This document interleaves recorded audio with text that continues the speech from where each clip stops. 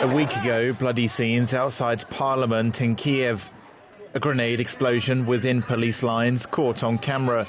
4 people died, 1 at the scene and 3 in hospital. Over 100 were injured.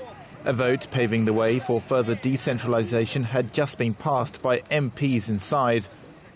Outside, smoke bombs were thrown and wooden batons wielded. Several hundred protesters from the main radical parties had gathered for the demonstration. A proportion of those had served in the war zone in eastern Ukraine.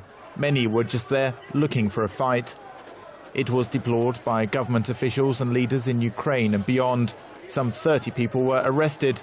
Footage shows a soldier from the Svoboda Party's volunteer Sich battalion had thrown the grenade. In response, Svoboda blamed the government. The attack was useful for Russia, who benefits from such infighting. The events hit world headlines, the BBC, Wall Street Journal and The Economist covering the unrest. The title of one piece read, "A Grenade Thrown at Ukraine." This was written by Halina Koinash, a writer and member of the Kyiv Human Rights Protection Group. Ukraine Today spoke with her via Skype recently to get her views on the events in Kyiv a week ago about why the special status for Donbass appears to be unpopular.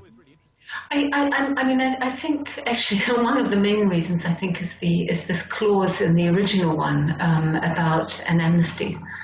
I think frankly that's the thing that really winds people up most of all. Head banging was expected. And I think possibly a little bit of better publicity and education about what was actually involved. But with local elections in October approaching fast, Koinash points out the opposition radical parties are using the law to serve their own purposes. It has to be said that, some of these people who are at the moment most vocal are people who's, Yeshko, people like that, are serving their own political agenda. And I think probably, unfortunately, Svoboda is as well.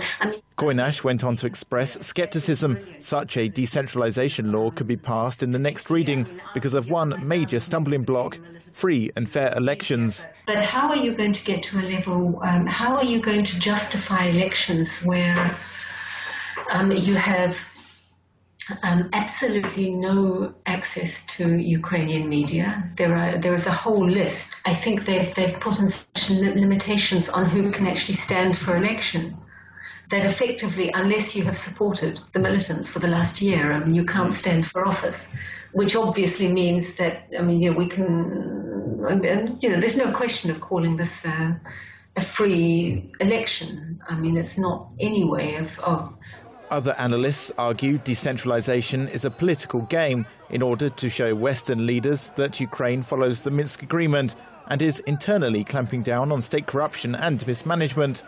The investigation into the deadly clashes continues, and only time will reveal the consequences such radical parties have on the future of Ukraine.